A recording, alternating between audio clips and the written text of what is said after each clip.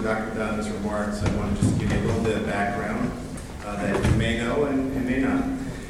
In 2008, Barack Obama was elected the 44th President of the United States. The turnout of this historic election was 63%, and he won by 10 million votes in the popular vote. They won Electoral College by 365 to 163. President Obama won 28 states, including the swing states of Pennsylvania, Florida, Ohio, Wisconsin, and Virginia. He took 9 states that voted differently than the 2004 election that elected President Bush to his second term. So he won 9 additional states that Democrats had lost the term before. President Obama's political party controlled the presidency in both the U.S. Senate and the U.S. House of Representatives. And with that control, he pushed through his agenda, including the new major health care overhaul bill. 2 years later, the midterm elections of 2010 was a tidal wave backlash that brought back the Republicans to control the U.S. House and the rise of the Tea Party. Republicans gained 63 seats in the House, and that was the largest gain since 1948. 6 U.S. Senate seats, 680 seats in the state legislature. The Republicans controlled 25 state legislatures versus 15 for the Democrats. They controlled 29 governorships of the 50. Today, with the country struggling to regain its financial footing, along with high unemployment, which of the 2 scenarios of the apparent heavyweight fight will roll in November? Has President Obama led the country well in his 4 years through turbulent times, or will the voters decide to continue their change that started in 2010? We also have a U.S. Senate race here in Pennsylvania. We have an open congressional seat for our area, along with the Attorney General, Auditor General, and many other statewide and local elections. And who could possibly make sense of all this and give us some insight? It's the hardest working man in political commentary, Dr. G. Terry Madona. Rotarians and guests, I would ask for a warm welcome for our friend, the Director of the Center of Politics and Public Affairs at Franklin Marshall College, Dr. Terry Madona.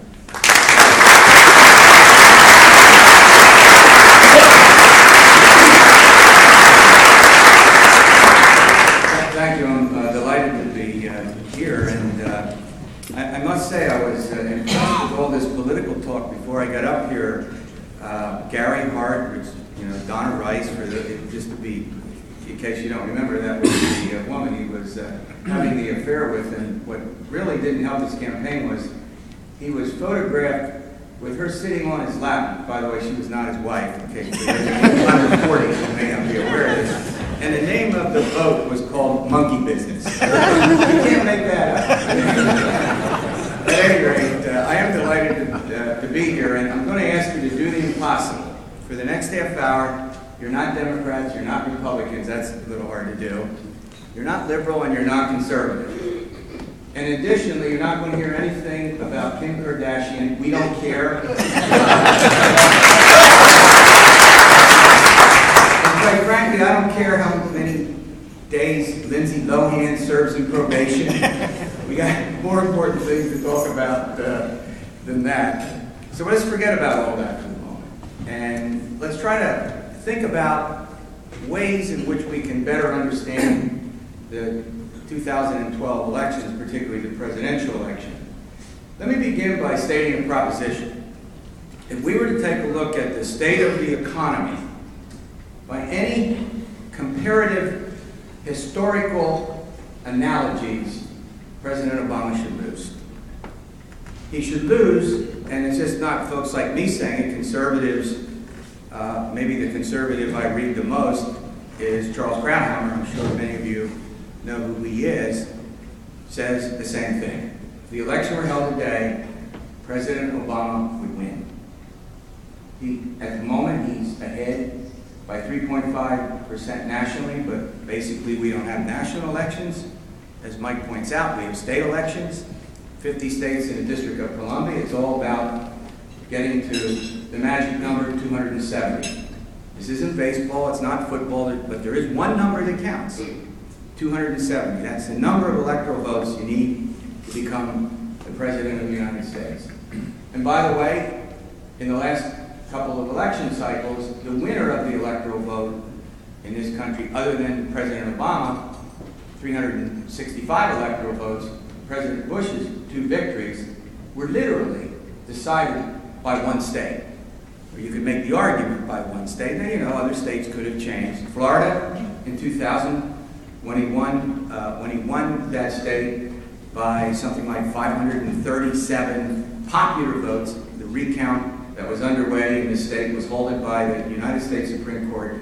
And you switched the electoral vote in Ohio in 2004, and John Kerry was president.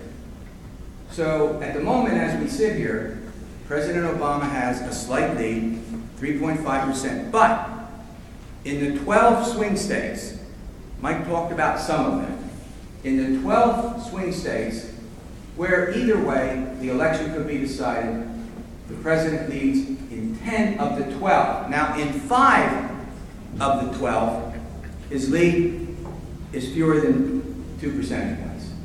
In our state, for example, we are the 11th in that rank. The president currently holds a 6.6% lead. That's the average of the last 5 statewide polls. The state where either candidate has the largest lead is Michigan, where the president leads by 7.7. So you all got that? Set that up? He should lose, but he's not. Well, how do we explain this? How do we explain this?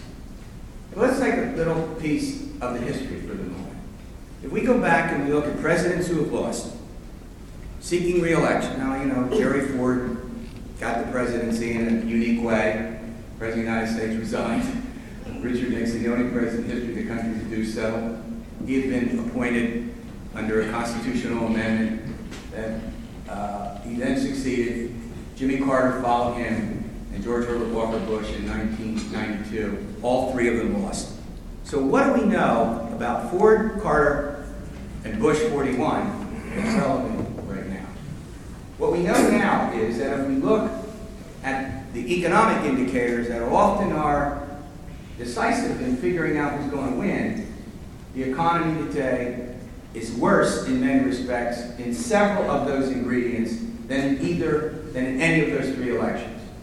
GDP growth coming out of this recession, indeed the economists say we're out of this recession for almost 2 full years by some ridiculous definition of 2 consecutive quarters of GDP growth, which makes no sense to voters. As a pollster, by the way, I can assure you, voters don't think we're out of the recession. And so, if we take a look at the data, what do we find out? We look at GDP growth, and it's anemic. About 1.8% for this year. We're producing somewhere in the neighborhood, depending on the month, of 69 to 150,000 new jobs each month. To get out of the recession, we need GDP growth of 3 to 4% monthly, or quarterly, I should say, and we need to produce about 300 to 400,000 new jobs. In Ronald Reagan's re-election year, in 1984, now arguably in 1984, we're still feeling the ravages of the earlier recession. GDP growth was 7%. And we were producing 300 to 400,000 jobs. So if we look at that data, and I don't have time to get into all of it, but GDP growth, jobs created, literally, the president should lose this election. How about if we take unemployment? No president in modern history, you have to go back to FDR in 1936, to find a president who got reelected with unemployment, only one president, I should say, with unemployment above 7%. Ford, above 7% loss. Carter, above 7% loss. Bush 41, above 7% loss. Reagan, unemployment was above 7%, but we were creating, in the year in which he was re-elected, jobs of 300 to 400,000 a month, and the voters of the country thought we were well on our way to recovery, which is not the case now. So, what do we have unemployment? 8.3%. 8.3% nationally, and anemic job growth. So if we just go and make those comparisons, he should lose. Well, let's take a look at another dimension that's often a telling factor. How about what kind of job do the voters of our country think the president is doing? Well, what do we know? No president in modern American history has been re-elected with a job performance under 50%, meaning positive job performance under 50%. Bush 41 lost job performance under 54%. Who won re-election? Reagan, Clinton in 96, and believe it or not, President Bush 43, George Bush, in 2004. All three presidents had positive job performance above 50%. The President of the United States right now is 48% positive, 48% negative. These other guys were into the mid-30s and high 30s. So in other words, the President is literally right on that cusp where historically you're likely to lose re-election. Let's look at the third dimension of this. The third dimension has to do with what I call kitchen table talk. Kitchen table talk is, last time I looked, sitting around a table, and I want you to ask yourself this, you're sitting at home around a table with your wife or your boyfriend or girlfriend, you're chatting about things. Oh, by the way, honey, what do you think of GDP growth this quarter? What do you think about what the Federal Reserve is doing?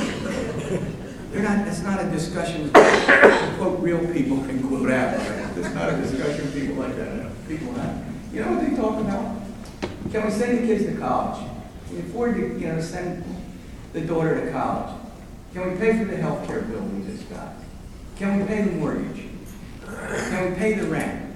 Can we afford to take a vacation? These are things that real people talk about when they sit around the table that's far more likely to influence what they do and say than numbers like GDP growth. Now, we can use those statistically to figure out who's going to win, but that's not what voters respond to when they go and vote. It's mostly about the kitchen table talk, the personal side. So how do we get a handle on that? How do we figure out? We just can't say, can you pay the mortgage? Here's how we figure it out.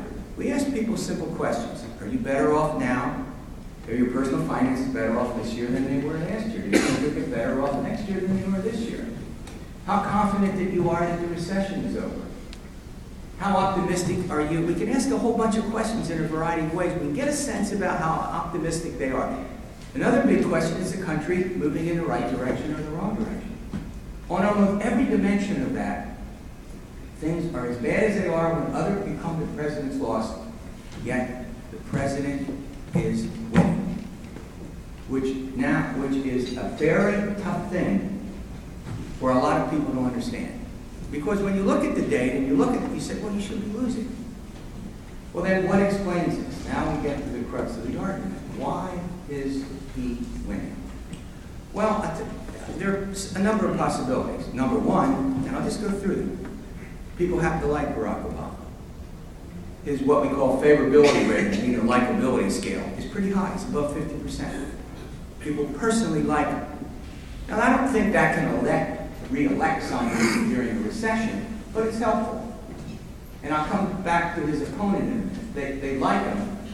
And many voters give him a lot of credit for trying to eliminate the worst features of the recession. Now, what that has produced, of course, is a lot of controversy. With stimulus, with auto bailouts, with the Affordable Health Care Act, sometimes called Obamacare. I notice that the Democrats are now referring to it, so I guess I can. It's not a pejorative term anymore. And in that sense, if you will, voters do give the president a lot of credit for trying to get rid of the recession. Now, if that's the case, then what's going on with with Romney, with his opponent? Well, let's go through a couple of things that matter there. Number one, the president understands that tactically he doesn't want to talk about the economy. Focus on the economy is a loser for him. In fact, focus too much on the Affordable Care Act is a loser, since most voters don't like lots of features of it. Now they like the coverage for pre-existing conditions. They like keeping the kids on the health care plan until they're 26. Actually, in our state, we keep them on by state law until they're 29. But that's not the point. So what does that mean? Well, what the president has tried to do, the campaign has tried to do, is to make, and this is maybe the most important and relevant point to make about the campaign so far, it's this. It's to make Mitt Romney an unacceptable alternative. Now, I want you to think about this for a minute. everyone who has spent a day in politics knows that campaigns about incumbents are about them. In other words, the voters typically will make some judgment about the incumbent. Do you want to keep the incumbent or don't you? And I'll talk about who those voters are in a minute. If you decide you don't, then the next fun, or if you decide you do, then does it really make much difference about who the opponent is? Of course not. If the voters look at an incumbent and say, yep, this man or this woman is doing a good job, we're going to keep them. It doesn't much matter what the opponent can say. But what happens if they're negative on the incumbent, if they're unsure about the incumbent? Then the next question is, can the alternative become viable? In other words, the president's campaign has been basically making the argument that Mitt Romney is an unacceptable alternative. And they've done it in a variety of ways, or attempting to do it in a variety of ways. Number one, he's a wealthy, rich guy who doesn't care about the middle class. And look what he did at Bain Capital. There's a good example of it. He shipped all those jobs overseas, made millions out of it, and left all these small towns, literally without jobs and people without health care. And so he makes the argument he's an aloof rich guy. And by the way, we know there's something in all those taxes in which he's built the American people. Now, they don't quite put it that way, but that's the obvious point, that somehow, some way, he hasn't paid his fair share of taxes, or if he has, he's got money in Switzerland, or he's got money in the Bahamas, or he has money somewhere, and he's not going to do what other candidates have done. So the campaign for the president so far is not about the record on the economy, because he loses on that. It's primarily trying to make Mitt Romney unacceptable. Now, I have no clue about what standard you can begin to apply to how far that will work. The best example in modern history is Carter and Reagan in 1980. Now, you'll remember we had a little different economy in 1980. We had something we don't have now, which was not just high unemployment, but high inflation. We had double-digit employment and double-digit inflation at the same time, something that economists said could never occur. Because obviously if people aren't working, they're not spending money, so how can you have inflation? You can't, conceivably in theory. We also had an oil price shock. Remember the long lines we waited? In addition to that, we had 53 Americans held for 444 days in Iran, and by those jihadist terrorists. I'm one professor that's not afraid to call jihadist terrorists, holding our Americans, and then we attempted to free them. And you know what happened, that tragic helicopter crash. So now Carter looked not just like he couldn't handle the economy, but impotent in foreign affairs. And so what did the Democrats try to do in 1980, which is a parallel? They tried to make Reagan unacceptable. And remember what they said about it. Number one, he was too stupid to be president. After all, he was just an actor. Number two, he would end Social Security as we know it. Number three, his bravado foreign policy, his stance against the Soviet Union, meant that he would immediately start a nuclear war. And then maybe the worst thing they could have said about him was, how could we Americans vote for anyone who made a movie with a monkey in it? For those of you under 40, it's bedtime, so Google it. And yet, Ronald Reagan, during the course of the campaign, showed that he wasn't stupid. And by the way, read his memoir if you want to get a good sense about how he certainly wasn't stupid. And secondly, how in the course of the campaign, he didn't come across as some wild-eyed crazy guy likely to nuke the world and end all the entitlements. And then lastly on this, during the only debate he had with Jimmy Carter, there's only one debate in 1980. We're going to suffer through three of them with presidential candidates, and the one I'm looking for is Biden and Paul Ryan. That'll be who knows what that'll turn out. That'll be a lot of fun. That'll be more fun, I think, than the other two. But we ought to reverse it. We'll let those guys debate 3 times, and let President Obama and Governor Romney debate once. That would be a lot more fun. But he come across as genial and friendly, and on top of the issue, the American people looked at him and said, gee, you know, this guy can do the job. And so what did they do? They overwhelmingly elected him. So as we move into the you know, in the about 11 weeks that we have until we vote, the question then is, somehow, some way, can Mitt Romney get over the fact that the caricature of him, which incidentally throughout the course of the campaign he hasn't helped very much, and I don't know that he can have a personality transplant.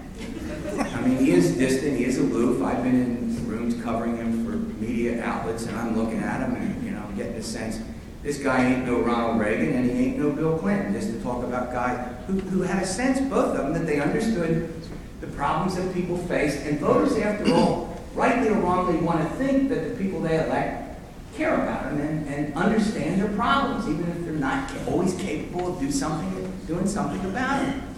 I think Romney's gotten better, by the way, just on a sidetrack here. After he picked Ryan, he now has an energy and he seems to connect better with voters. But I'm reminded of something that maybe we'll see differently for the first time in 60 years, almost 60 years. Only one VP choice in modern American history has affected the outcome of an election. And that was John F. Kennedy's selection of Lyndon Johnson to be his running mate in 1960, much to it put his brother Bobby into an apoplectic fit. Bobby Kennedy hated Lyndon Johnson. They hated each other with a passion. And, you know, Johnson delivered Texas, most biographers say not exactly legally. It shouldn't surprise anybody. and three other southern states to give him the electoral college, but none have made a difference. And some of these vice presidential selections have been good, and some of them have been bad. And most of them have been mediocre. And the bad ones don't seem to make a difference. You know, I'll pick one from the Republican side. Nobody would make an argument that Dan Quayle, you know, who was picked by Bush 41, was an exemplary choice, and I don't care whether he could spell potato or not. In fact, I'm not sure I could if you just asked me off the top of my head. But he didn't prove to be an exhilarating campaigner, didn't bring much to the ticket, and the mainstream media made a big argument that the only thing this guy wanted to do was go play golf and have fun, and he wasn't a serious senator when he was in the Congress. On the Democratic side, it didn't make much of a difference. Bush was going to win anyway. The economics of it and the foreign policy aspects of it coming out of the Reagan years. Reagan would have won a third term, by the way. I think Eisenhower would have won a third term, but we don't know. Who knows?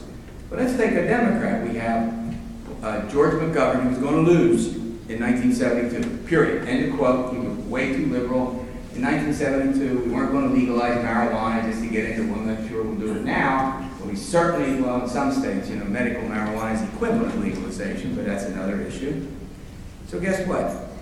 He picks a senator from Missouri by the name of Tom Eagleton, right? And Eagleton had been a pretty good senator. But they found out a couple of days afterwards that he had been seeing a shrink and that he had been receiving electric shock therapy. So after pledging 1,000 degree support for Senator Eagleton, McGovern gets him off the ticket and appoints somebody else. Actually, today, I think if you have someone like Eagleton, I think seeing a shrink today would be a help. No, hold on. You would be in touch with your feelings. You would be a kind of metrosexual kind of candidate, you know, kind of rich and cool. That wouldn't necessarily be a big, just kidding. So you don't write that down and say, so where does that leave us? Obama's ahead, he shouldn't be ahead. Can Romney, in the final analysis, make the sale? Can he make the sale? Can he somehow convince the American people that he's the right man at the right time?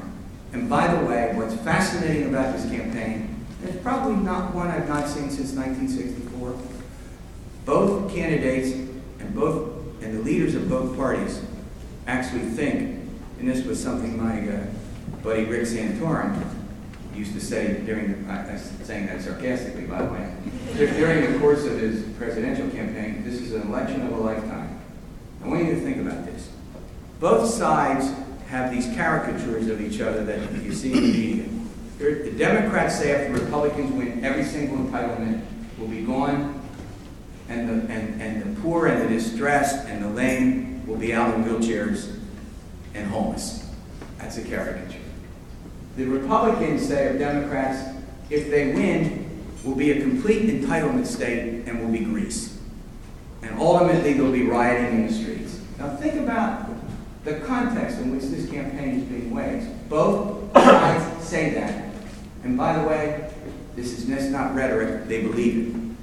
As we live in the most polarized political environment since the 1930s. Destructive, polarized environment in which compromise is the ultimate dirty word. But having said that, let's go back to the strategy of it. What now matters? What matters?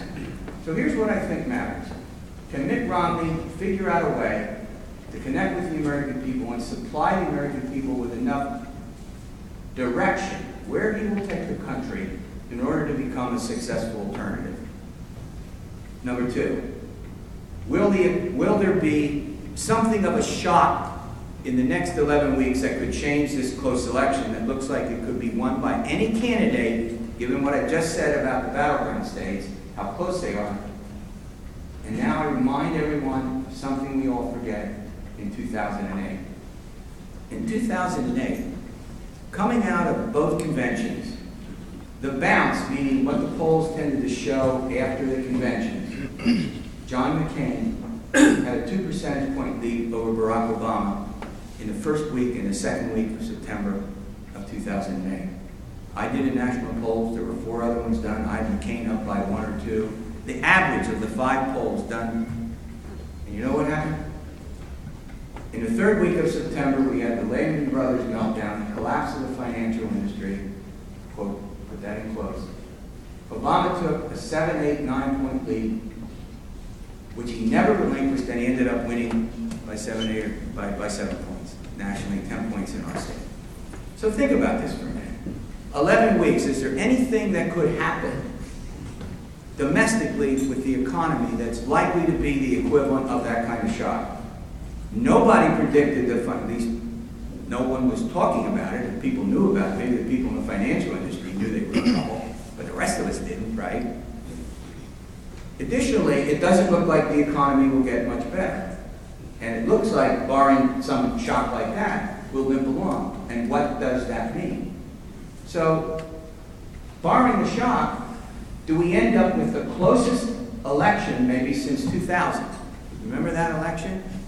Where the popular vote winner was not the electoral vote winner. If you don't believe me, ask President Gore. You want to see about seeing a shrink about his problem? He still can't get over that loss 12 years ago. But so the narrative plays out, or is there a foreign policy crisis of some kind? 11 weeks to go. Almost any little thing is probably capable enough of switching the small percentage of votes that are going to decide this election, which is the final point that I want to make. Who's going to decide? Who's going to decide this? Well, I'll tell you what. If we're just talking about the presidential election, I couldn't care about New York or Illinois or California. I know who's going to win. Oh, you don't believe me? I'll take dinner wagers. As many as you want to make. The president's going to win. I know who's going to win Mississippi and Louisiana and Alabama. I know who's going to win Utah. You all get it? So we're down to about these 12 states. 12 states. And guess what? It's probably not all the voters in the 12 states, but it's going to be one of 2 things. It's going to be the core voters in each party.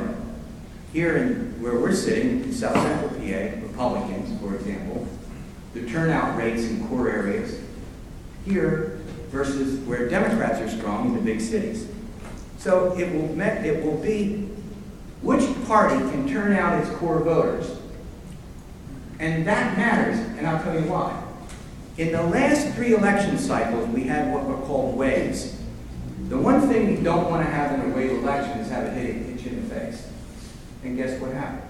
It hit Republicans in the face in 2006, the unpopularity of the Iraq War, and the Democrats won both houses of Congress, swept governorships.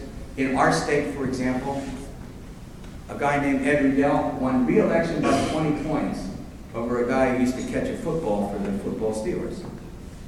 And Bob Casey, Senator Casey now, defeated Rick Santorum by 18 percentage points. In 2008, we had another wave, and President Obama won, and Democrats increased their majorities in the House and the Senate. They won the House and the Senate back from the Republicans in 2000. And what do we know about that? Guess what we know? In 06 and 08, by 4 or 6 percentage points, Democrats were more interested in voting. You all get it? So if one party's voters are more interested substantially, that can make a difference. In 2010, we had the opposite. The Tea Party election. Republicans were 8 points more likely to vote.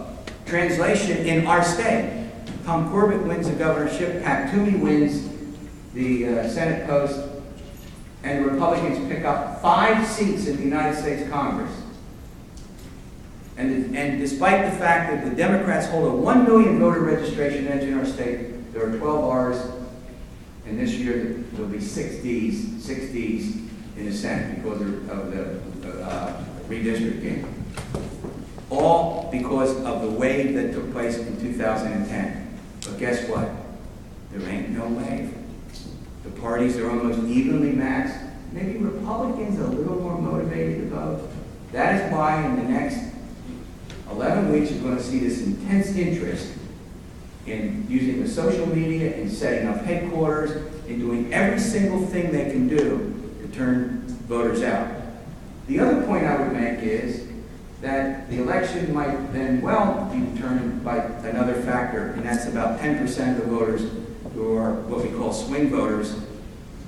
And in our state, by the way, I know how you're going to vote over here. Sorry, I'm not, I know the voting trends, and, I'm not being Democrat or Republican by this.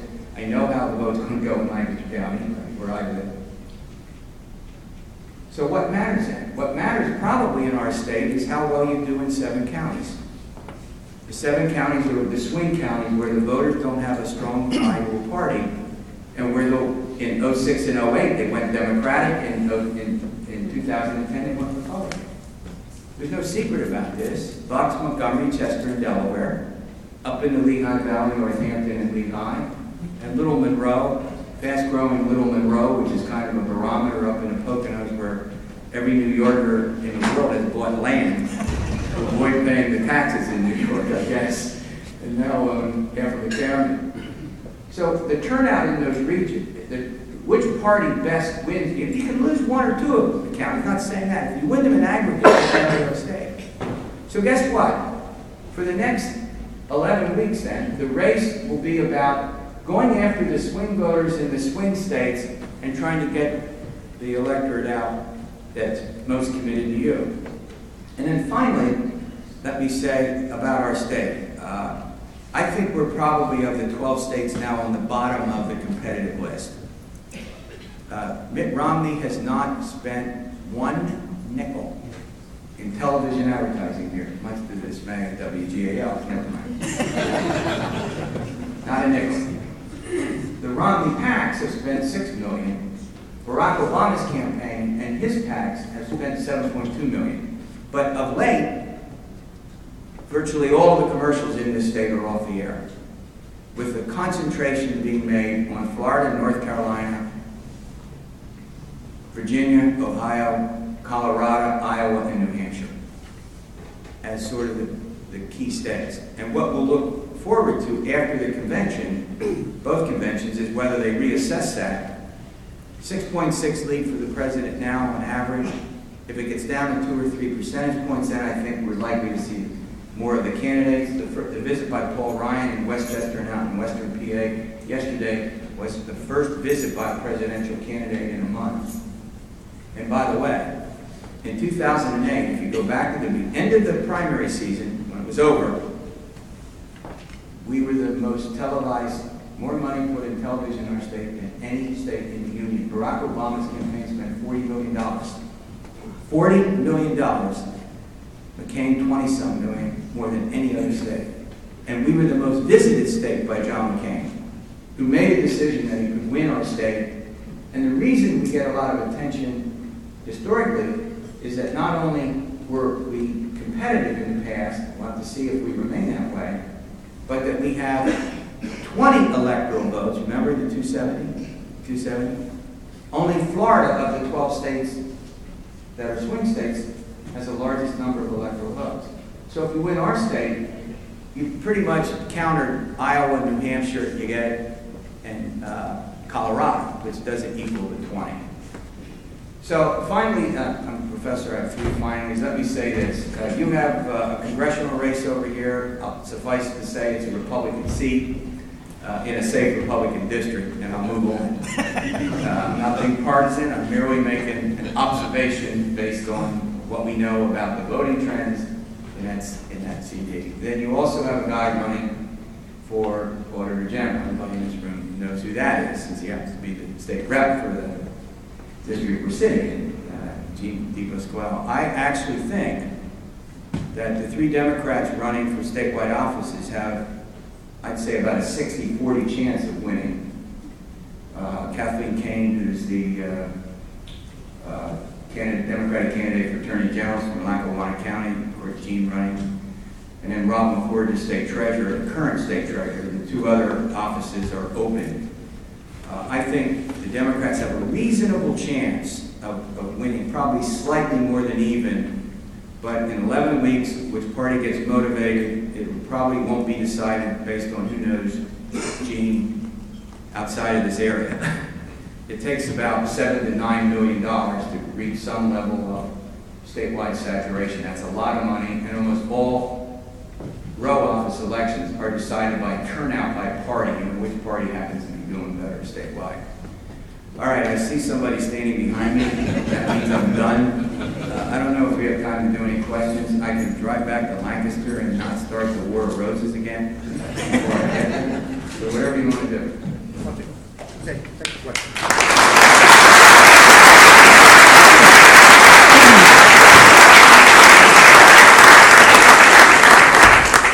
Yes, sir. Any comments on the effects of super PACs in that whole trend? Yeah, the question's on super PACs. Well, I don't think there's any doubt that they're now raising and spending more money than the presidential candidates. They've had a profound effect on it. We all understand, we're talking about there was a Supreme Court decision that allows these independent committees to raise money and spend money as long as they don't coordinate it with their campaigns.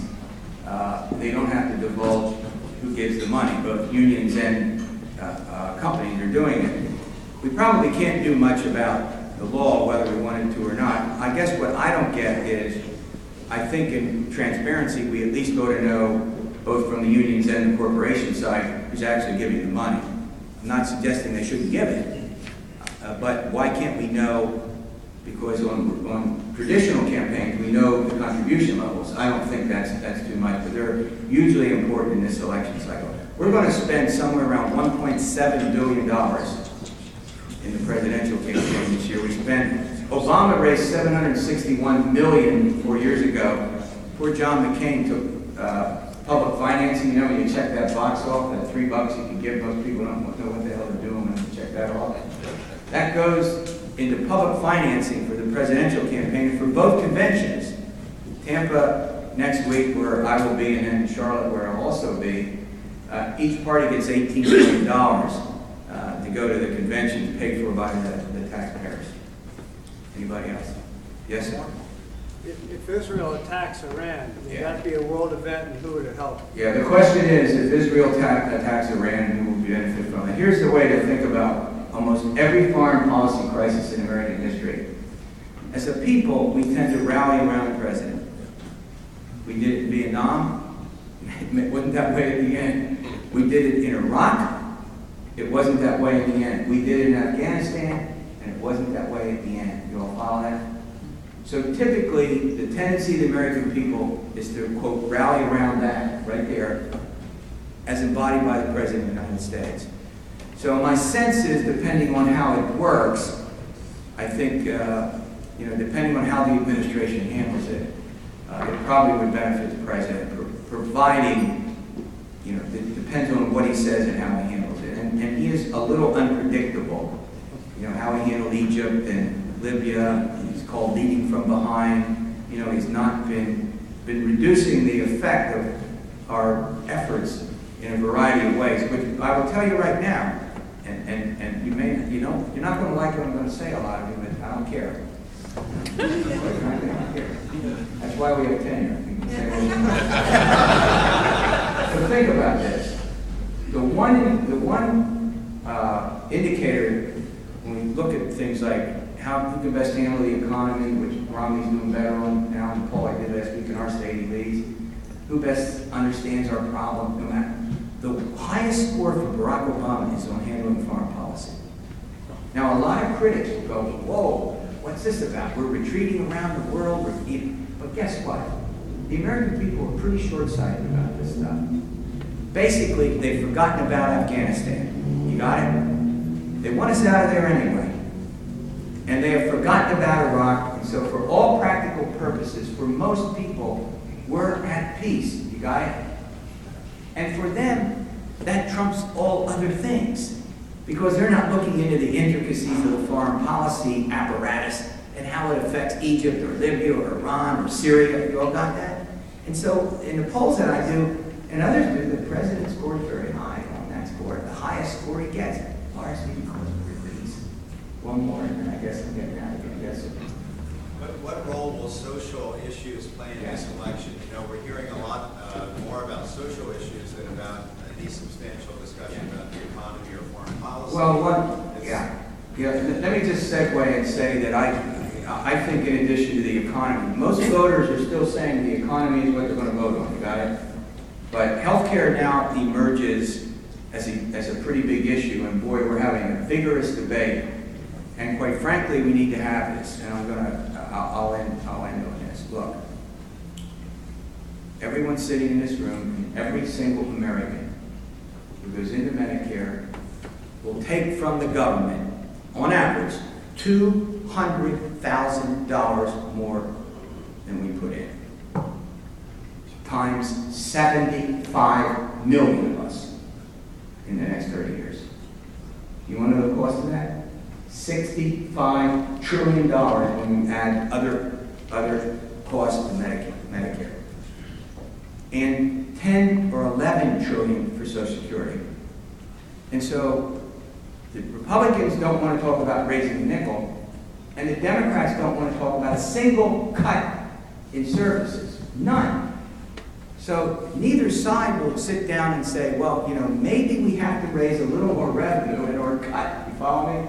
Cut services to these programs if indeed they're going to survive.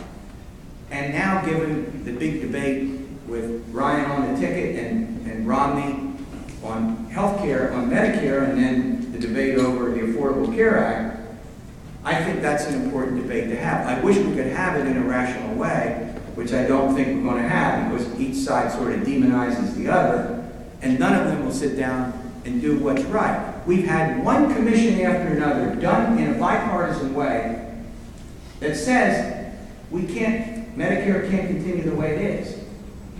And number two, we can't, and somebody's going to have to pay for it. But yet we continue to say, well, we'll just keep everything the way it is. 47% of the federal budget of the United States goes to entitlements. Now think about that. 47% goes to entitlements. And these reforms have to be made. Now, social issues will help the Democrats with swing voters, particularly the female swing voters who tend to be culturally liberal. And of course, we all know that Barack Obama, up until 3 months ago, really didn't support gay marriage. We know this was a novel switch of position that, basically you got to have that position to win the primaries over Hillary Clinton, and ultimately win the nomination.